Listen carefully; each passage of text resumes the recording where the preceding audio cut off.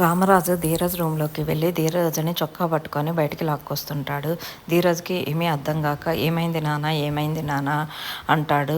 కోపంగా రామరాజు, నీ వల్ల నా పరువంతా పోతుందిరా, నన్ను నడిబజార్లో నించోబెడుతున్నావు, నీకెంత చెప్పినా బుద్ధి రావటం లేదు, ఏమి చేసినా బుద్ధి రావటం లేదు అని అంటాడు. ధీరజ్ ఆశ్చర్యంగా, ఏమైంది నాన్న, నేనేం తప్పు చేయలేదు, నువ్వెందుకు అలా మాట్లాడుతున్నావు, దయచేసి చెప్పండి నాన్న అంటాడు. వెంటనే ధీరజ్ చెంప మీద పగలు కొడతాడు రామరాజు. అక్కడున్న ప్రేమ, ఏమైంది మావయ్య ఎందుకు కొడుతున్నారు అంటుంది.